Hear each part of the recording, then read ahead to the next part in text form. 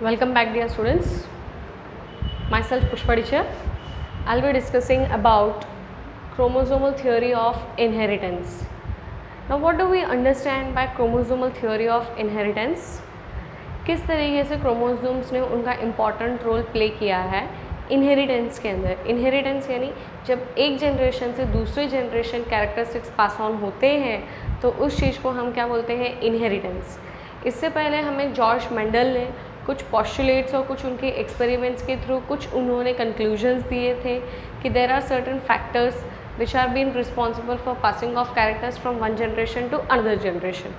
तो अभी थोड़ा सा अगर हम हिस्ट्री की यहाँ पे बात कर लेते हैं तो जॉर्ज मेंडल थे, उन्होंने उनकी एक्सपेरिमेंट कैरी आउट की थी और उनका एक्सपेरिमेंट जो है वो 1865 में पब्लिश हुआ था.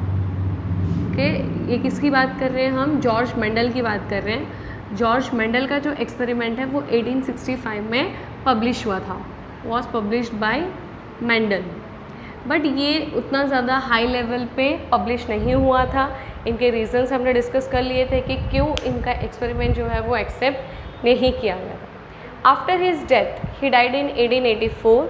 फिर उनके डेथ के अप्रॉक्सीमेटली 16 ईयर्स के बाद, दैट इज़ इन 1900 की अगर हम बात करते हैं, तो वही जॉर्ज मेंडल का जो वर्क था जिसके बारे में उन्होंने बताया था, same thing was been rediscovered by 3 other scientists. Okay, that is rediscovered Mendel's work. और वो 3 साइंटिस्ट कौन थे, तो डीवेरिस, कोरिन्स एंड ट्रेशमार्क. अब ये तीनों साइंटिस्ट ने जब मेंडल के वर्क को रीडिस्कवर किया था तो सभी यही बोल रहे थे कि there are certain factors which are been responsible for passing of characters from one generation to another generation. फिर इसके बाद कुछ और साइंटिस्ट आए हमारे पास, दैट इज़ इन 1902. अब 1902 में हमारे पास 2 साइंटिस्ट हैं. Actually it is Sutton and Boveri. इन दोनों ने साथ में मिलकर वर्क नहीं किया था, एक्चुअली इंडिविजुअली इन्होंने वर्क किया था, लेकिन दोनों के वर्क ऑलमोस्ट सेम होने की वजह से हमने उन दोनों को साथ में मिलकर क्रेडिट दिया है.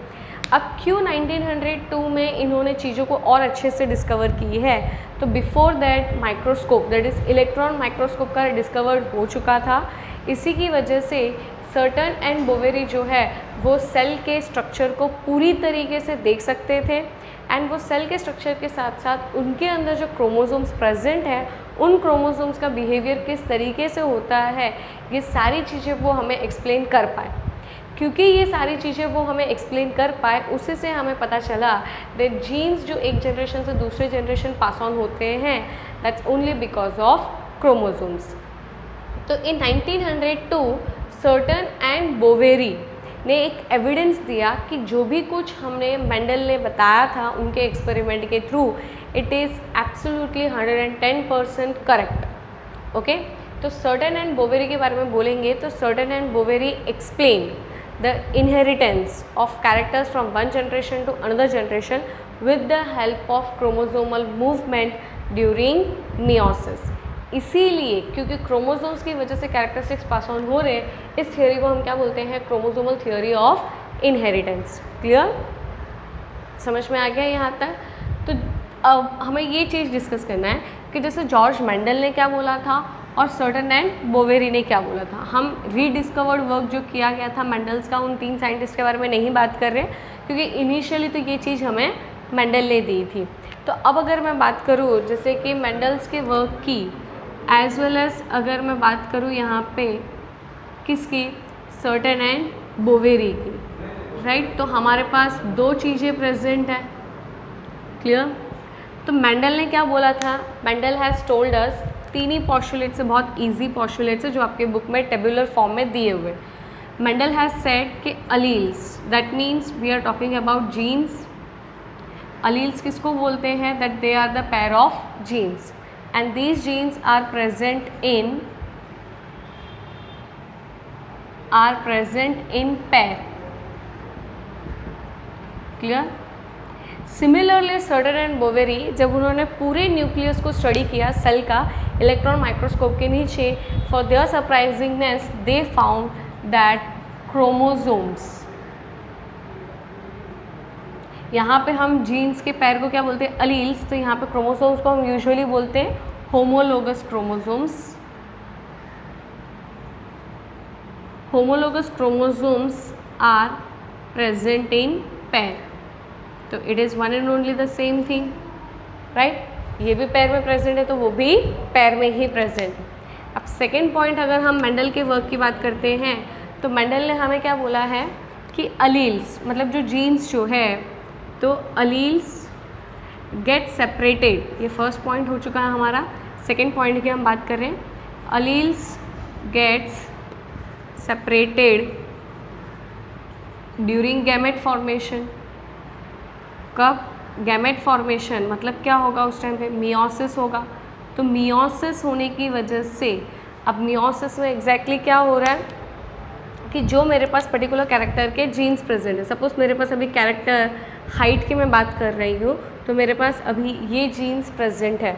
तो ये जीन्स जब मेरे बॉडी में मेरे रिप्रोडक्टिव सेल्स जो कि गैमेट्स बनेंगे, क्योंकि उसी से तो आगे जनरेशन में कैरेक्टरिस्टिक्स पास ऑन हो सकते हैं, तो ये जब पास ऑन होगा तो उसकी वजह से क्या होगा कि ये गैमेट्स बनने के टाइम पे इंडिविजुअली सेपरेट हो जाएंगे into 2 alleles. So this is what we called as alleles get separate during gamete formation.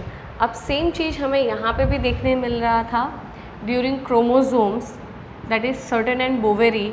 What did they said कि chromosomes do also get separated during gamete formation.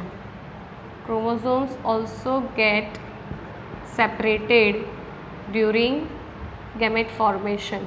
अब कैसे chromosome separate होते हैं during gamete formation, तो I tell you, if we will draw a structure of cell, जो कि हम बचपन से पढ़ते आ रहे हैं, बेसिक स्ट्रक्चर ऑफ सेल। तो अब सेल जो होता है, this is what a structure of a cell, उसके अंदर क्या प्रेजेंट है, तो ये आपका न्यूक्लियस प्रेजेंट है। अब न्यूक्लियस के अंदर क्या होता है, तो न्यूक्लियस के अंदर ये हमारा क्रोमोसोम क्या है, तो ये हमारा क्रोमोसोम है जो न्यूक्लियस के अंदर प्रेजेंट है। अब इसी दौरान एक्चुअली यहाँ पे क्या होता है कि डीएनए जो है वो आपका कुछ इस तरीके से हेलिक्स के फॉर्म में प्रेजेंट होता है। लेकिन जब सेल डिवीज़न की हम बात करते हैं तो ड्यूरिंग सेल डिवीज़न जो भी डीएनए है वो पूरा डीएनए हमारे क्रोमोसोम्स के अंदर आके फिट हो जाता है, और क्रोमोसोम्स के अंदर जब आके वो फिट हो जाता है, पूरा कंडेंस्ड हो जाएगा, इसी डीएनए के ऊपर प्रेजेंट होते हैं हमारे जीन्स। जैसे कि एग्जांपल मैं आपको यहाँ पे लिख दूँ कैपिटल टी और यहाँ पे मैं लिख दूँ स्मॉल टी, राइट। अब जब मियोसिस होगा, I show you the diagram also, तो हमें पता है कि मियोसिस के टाइम पे टोटल हमें 4 जर्म सेल्स मिलते हैं। तो वो 4 जर्म सेल्स की वजह से क्या होगा कि यहाँ पे अभी समझो मेरे 2 और सेल्स मिल रहे हैं, तो यहाँ पे individually I am going to get only 1 chromatid. It's not chromosome, it is a chromatid जो मुझे मिल रहा है, राइट। तो अब इसमें क्या हुआ, तो इसमें यहाँ पे आ गया कैपिटल टी और यहाँ पे आ गया स्मॉल टी। अगर जब मेरे नेक्स्ट जनरेशन के लिए ऑफस्प्रिंग्स की मैं बात करती हूँ, जैसे आई एम अ फीमेल, तो मेरा गैमेट जब मेल गैमेट के साथ फ्यूज़ होगा, सपोज अगर मेरा ये वाला गैमेट जिसमें कैपिटल टी प्रेजेंट है वो अगर मेल गैमेट के साथ फ्यूज़ हो जाता है तो उसमें फिर मुझे क्या मिलेगा, बट ऑब्वियसली मेरा डोमिनेंट कैरेक्टर वाला क्रोमोसोम जो है वो गया है जिसके अंदर जीन एक्चुअली कैपिटल टी वाला प्रेजेंट। तो सेम चीज़ वही हुआ कि गैमेट फॉर्मेशन के टाइम पे जैसे जीन सेपरेट होते हैं और वही जीन्स किस पे प्रेजेंट है, डीएनए के अंदर, और डीएनए किस पे प्रेजेंट है, क्रोमोसोम्स में, और क्रोमोसोम किस पे प्रेजेंट है, न्यूक्लियस में, और न्यूक्लियस किसके अंदर है, सेल के अंदर। तो डिवीजन किसका हो रहा है, सेल का डिवीजन हो, और सेल का डिवीजन होगा तो हर चीज़ पहले डबल होता है, right. That also I discuss with you in minute. अगर नहीं समझ में आ रहा है तो शांति से पूरा वीडियो पहले देख लो। फिर थर्ड हम बात करते हैं, इसी चीज़ के ऊपर है, बस उनको थोड़ा सा कंफ्यूज करना था बच्चों को, इसलिए उन्होंने एक और पॉइंट हमें दे दिया है। And what did they have said कि alleles show independent assortment, alleles show independent assortment. अब इंडिपेंडेंट असॉर्टमेंट का लॉ मैंने आपको बता दिया था, that is dihybrid experiment. Independent assortment का मतलब ये है कि एक दूसरे के ऊपर डिपेंडेंट रहे बिना इंडिपेंडेंटली अपनी अपनी चीज़ें कर लेना, राइट। एग्जाम्पल, अभी अगर मैं बात करूँ कि कोई 2 फ्रेंड्स हैं जो बाइक पर ट्रैवल कर रहे हैं, अब कहीं पे घूमने गए हैं एंड वो रिटर्न जब आ रहे हैं तो ज़रूरी नहीं है कि जब तक वो घूमने गए तो साथ में ही गए, लेकिन जब वो अपने घर वापस आ रहे हैं तो दोनों को अपने अपने डायरेक्शंस के अकॉर्डिंग, अब जैसे ये दोनों साथ में जा रहे हैं तो अभी घर जाने के लिए दोनों को अगर अलग अलग डायरेक्शन में जाना है तो दोनों एक दूसरे के ऊपर डिपेंड रहे बिना इंडिविजुअली अपने अपने डायरेक्शन में वो चले जाएंगे। So this is what we called as independent assortment. तो अलील्स क्या दिखाते हैं independent assortment after gamete formation, जब उनके कैरेक्टर्स एक्सप्रेस करने की बात आती है तब उसके लिए मैं बोल रही हूँ this is specially for expressing their characters. And same चीज़ यहाँ पे भी मुझे देखने मिलेगा दैट डू होमोलोगस क्रोमोसोम्स, क्या बोलेंगे इसे हम, होमोलोगस क्रोमोसोम्स। तो homologous chromosomes also shows independent assortment, also shows independent assortment. Clear? आपको ये तीनों पॉइंट्स क्लियर हो जाने चाहिए in terms of chromosomal theory. ये किससे दिए थे? तो ये पॉइंट्स थे हमारे मेंडल के, जो उन्होंने उनके पहले एक्सपेरिमेंट के बेसिस पे से दिए, और ये सर्टन एंड बोवेरी ने जो मेंडल के वर्क के ऊपर उन्होंने बाद में जब स्टडी की तो इन 1902 उन्होंने बताया। बट अल्टीमेटली जो मेंडल बताया था कब, उनके टाइम पीरियड में, that is in 1865, he was absolutely correct. Clear? अब इसी चीज़ को मैं सेल का, हमारा जो टेक्स्ट बुक में डायग्राम दिया है क्रोमोसोम्स का, आप सबको कंफ्यूज करने के लिए, let me explain you that उसमें कुछ नहीं है। It is very simple and very easy, so don't get confused. उसमें सिर्फ आपको अलग अलग कलर के क्रोमोसोम्स मेंशन किए हैं, और वो अलग अलग कलर सिर्फ इसीलिए बताया है, जैसे अभी मैंने आपको बोला कि दे हैव इंडिपेंडेंट असॉर्टमेंट, एक दूसरे के ऊपर बिना डिपेंडेंट रहे chromosomes get separated. Clear? The same thing we are going to see over here right now.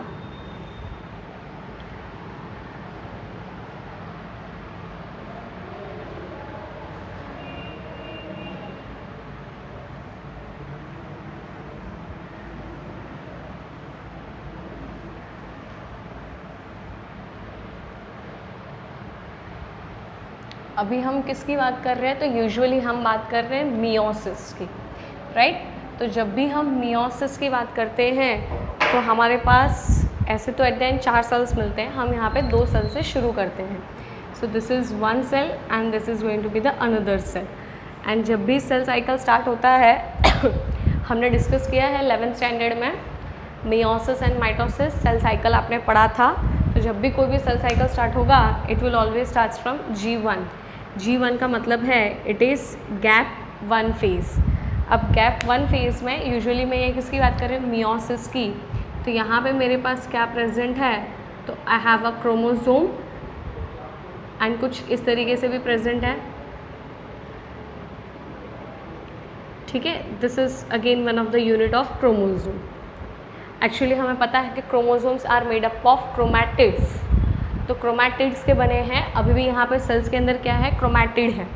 तो अब मियोसिस के लिए जब सेल साइकिल हम स्टार्ट करते हैं G1 फेज़ जो कि गैप फेज़ होता है, उसके बाद आता है मेनली हमारा S फेज़। S फेज़ यानी क्या होता है कि सिंथेसिस होता है। तो किसका सिंथेसिस होगा? यही जो मेरा क्रोमैटिड है उसमें एक्चुअली हम बोलते हैं कि सिंथेसिस फेज़ में DNA डबल हो जाता है। तो DNA का क्वांटिटी जो डबल हो रहा है मतलब एक्चुअली में क्या बन रहा है? तो एक्चुअली में यहाँ पे यही मेरा जो क्रोमैटिड है वो क्रोमोसोम में कन्वर्ट हो जाएगा, राइट? तो फिर से हम 2 सेल्स ले लेते हैं। यही चीज़ जो अभी मेरे पास क्रोमैटिड के फॉर्म में थी अब वो मेरे पास क्रोमोसोम के फॉर्म में आ गया है। And 1 more chromosome I am having over here. Okay, ये इसका छोटा सा सेगमेंट वाला जो पार्ट था उसी को मैंने दिखा दी। क्लियर? जो कि हमारे टेक्स्ट बुक में अलग कलर से उन लोगों ने मेंशन किया है। Suppose if it is yellow तो इट इज़ ऑरेंज, और इट इज़ ऑरेंज तो इट इज़ रेड। ऐसे कलर्स, मुझे एग्जैक्ट कलर्स अभी याद नहीं है। अब इसकी हम बात करते हैं, दैट इज़ G2 फेज़। अब हुआ कहाँ पे? तो बीच में आ जाता था S फेज़ जो अभी हमें दिखाया नहीं है। तो अभी हम बात करते हैं G1 फेज़ जिसमें मेरे पास सिर्फ क्रोमैटिड्स प्रेजेंट थे। फिर आता है मेन हमारा S फेज़ जिसको हम बोलेंगे सिंथेसिस फेज़, जिसमें एक्चुअली DNA कंटेंट जो है वो डबल हो जाएगा। DNA कंटेंट डबल होने के बाद वापस सेल किस में जाएगा? G2 फेज़, जहाँ पे वो रेस्ट कर रहे हैं। अब रेस्टिंग के बाद अब मेनली हम कौन से फेज़ की बात कर रहे हैं? मियोसिस। तो मुझे पता है कि मियोसिस 2 फेजेस में डिवाइडेड है, that is meiosis 1 and meiosis 2। तो सबसे पहले हम बात करते हैं रिगार्डिंग मियोसिस 1। आपको अगर मियोसिस 1, मियोसिस 2 ये सब क्लियर नहीं है, then definitely you need to recall this particular chapter of 11th standard, फिर उसके बाद ही आप ये चैप्टर को ईजिली कर सकते हो। तो अब क्या होगा, जब मियोसिस की हम बात करते हैं तो आई हैव अ सेल, ठीक है। अब हमें पता है कि बहुत सारे फेजेस होते हैं, prophase, metaphase, anaphase, telophase, but usually अभी हम यहाँ पे एनाफेज की बात कर रहे हैं। तो एनाफेज की जब हम बात कर रहे हैं तो जैसे यहाँ पे ये जो क्रोमोसोम बना, अब ये क्रोमोसोम क्या हो रहा है, डुप्लीकेट होगा ना, ठीक है। ये क्रोमैटिड की जो हमने बात की थी, तो क्रोमैटिड्स 2-2 ले लेते हैं हम, ठीक है। तो उसी की वजह से यहाँ पे भी क्या हो जाएगा, मेरे पास 2-2 बन जाएंगे। ऐसे जितने आप लोगे उतने, हमारे अंदर ये फिक्स्ड होता है, that is 23 pair of chromosome. अभी मैं एक पर्टिकुलर सेल की अगर मैं बात करती हूँ, तो एक पर्टिकुलर सेल जो मेरे पास है उसके पास क्या प्रेजेंट है, तो उसके पास 2 क्रोमोसोम्स प्रेजेंट है। Okay, this is 1 and this is going to be the another one. और ये यहाँ पे छोटे कलर में जो हमें दिए हैं उसकी हम बात कर रहे हैं। अब क्या होगा, एनाफेज, मेटाफेज के अंदर मुझे पता है कि वो इक्वेटोरियल प्लेट पे अरेंज्ड हो जाते हैं। फिर एनाफेज में क्या होता है कि उसे पुल करने लगती है, कौन, स्पिंडल फाइबर्स, सेंट्रियोल्स के हेल्प से जो बना होता है। अब पुल करने की वजह से क्या होगा, ये दोनों जो है एक ये साइड और एक ये साइड मूव करेंगे, उसकी वजह से क्या होगा, नया सेल बनेगा। अब मियोसिस 1 को हम क्या बोलते हैं, रिडक्टिव फेज बोलते हैं। क्या बोलते हैं हम उसे, रिडक्टिव फेज। तो रिडक्टिव फेज उसको इसीलिए बोलते हैं क्योंकि जितने क्वांटिटी में, जैसे अभी यहाँ पे 2 है तो यहाँ पे जाने के बाद वो सिंगल एक में कन्वर्ट हो जाता है। कितने में कन्वर्ट हो जाता है, एक, इसलिए उसको हम बोलते हैं रिडक्शन डिवीजन। तो अब मियोसिस 1 के बाद जब मैं यहाँ पे सेल बनाऊँ तो मुझे कितने सेल मिलेंगे, यहाँ पे अभी 2 सेल मिलेंगे। ये मैंने किसकी बात की थी, ये मैंने एक इंडिविजुअल सेल की बात की। ऐसे ही मुझे यहाँ पे दूसरा सेल भी मिलेगा। तो ये जो अभी सेल मिला मुझे यहाँ पे, तो what I am going to have, I am going to have a chromosome over here, ठीक है। इस तरीके के मेरे पास क्रोमोसोम प्रेजेंट है। तो इस क्रोमोसोम के अंदर अभी हम क्या कर रहे हैं, तो यहाँ से इसको अभी हम आगे फॉरवर्ड करते हैं इनटू मियोसिस 2 टू 2 सेल्स। अब यही 2 सेल्स को आगे जाके मैं और जूम इन करूँ तो ये सेल्स इंडिविजुअली क्या बना देंगे मेरे लिए, 2-2 सेल्स, दैट इज़ ओवरऑल। इसीलिए मियोसिस के एंड में हमें टोटल कितने सेल्स मिलते हैं, दैट इज़ 4 सेल्स। क्लियर। तो अब क्या होगा इसमें, यहाँ पे ये पर्टिकुलर सेल्स के साथ आपका होगा दैट इज़ मियोसिस 2, और मियोसिस 1 में रिडक्टिव डिवीजन हुआ, जो 2 थे वो एक दैट इज़ हाफ में स्प्लिट हो चुके हैं। ये भी क्रोमोसोम ही है जो अलग कलर से हमें मेंशन किया हुआ है। टेक्स्ट बुक में जो मेंशन किया है उनका सिर्फ ये कहना है कि ज़रूरी नहीं है, जैसे इसको अभी मैं येलो कलर मानती हूँ, इसको मैं ऑरेंज और इसको ग्रीन एंड इसको रेड, तो ऐसा नहीं है कि ऑरेंज के साथ रेड कलर क्रोमोसोम ही क्रॉस करेगा, कोई भी क्रोमोसोम क्रॉस कर सकता है। क्लियर। अब उसके बाद ये जो पर्टिकुलर हमारा क्रोमोसोम है in meiosis 2, it is going to get divided into again chromatid. तो अब मुझे यहाँ पे क्या मिलेगा, सिर्फ और सिर्फ क्रोमैटिड मिल गया, that is a single line. ये एक सेल था जिसमें एक क्रोमोसोम है, वो एक क्रोमोसोम 2 क्रोमैटिड के अंदर वो डिवाइड हो चुका है। आया समझ में। And this is what again a chromosomal line, जो दूसरी हमारे पास क्रोमोसोम थी वो। तो अभी हमने क्या किया, हमने पर्टिकुलरली एक सेल को फोकस किया है। यहाँ पे 2 सेल्स जो हमारे 4 बन रहे थे, वैसे मैंने आपको 2 सेल्स कंसिडर किए थे, that is this one and this one. उसमें से हम मेनली अभी दोनों सेल का हमने G1 फेज़ और G2 फेज़ पढ़ लिया था। दोनों सेल्स का मैंने एनाफेज वगैरह सब कुछ नहीं समझा because it is time consuming. फिर यहाँ से इसी सेल को हम बात करते हैं, जब ये सेल मियोसिस 1 एनाफेज में एंटर होगा तो वो डबल हो जाएंगे। उसके बाद यही पर्टिकुलर सेल मियोसिस 2 में जाएगा, तो ये सेल मियोसिस 1 के एंड में मुझे 2 सेल्स में स्प्लिट अप होकर मिल जाएगा, और फिर उसके बाद मियोसिस 2 में ये 2 सेल्स 4 सेल में स्प्लिट अप हो जाएंगे। बस हमें टेक्स्ट बुक में इतना ही समझाया है, ज़्यादा कंफ्यूज होने की ज़रूरत नहीं। इसके बाद अब हम बात करते हैं मॉर्गन की। मॉर्गन ने क्या किया है, तो उन्होंने यही चीज़ क्रोमोसोमल थियोरी को Drosophila that is fruit fly, Drosophila melanogaster के ऊपर उन्होंने समझाया। तो उन्होंने क्यों उनकी एक्सपेरिमेंट जो है वो उसी के ऊपर कैरी आउट की थी, तो जैसे हमने देखा कि सर्टेन एंड बोवेरी ने हमें रिलेशनशिप दिया बिटवीन जीन्स एंड क्रोमोसोम्स, कि जीन्स एंड क्रोमोसोम्स एक दूसरे के साथ एब्सोल्युटली जिस तरीके से लिंक्ड अप है, तो वैसे ही मॉर्गन को देखना था, तो उन्होंने ड्रोसोफिला के ऊपर ये सारी चीज़ें ट्राई करने की कोशिश की। तो एग्ज़ाम में कभी कभी हमें पूछ लेते कि क्यों उन्होंने ड्रोसोफिला को ही सेलेक्ट किया, तो हमारे पास आंसर होना चाहिए सबसे पहले कुछ पॉइंट्स हैं इसी के, कि ड्रोसोफिला जो है वो इजीली कोई भी न्यूट्रिटिव मीडियम पे हम ग्रो कर सकते हैं। सेकेंड पॉइंट, ड्रोसोफिला की लाइफ साइकिल बहुत छोटी होती है, that is approximately only 2 weeks जितनी होती है। अब 2-2 वीक में अगर मुझे जनरेशन्स मिलते रहेंगे तो मेरे लिए स्टडी करना बहुत ईजी हो जाएगा। जैसे मैं देख सकती हूँ कि पहले पेरेंट जनरेशन में क्या डिफरेंस है और अभी ऑफस्प्रिंग्स में क्या डिफरेंस है।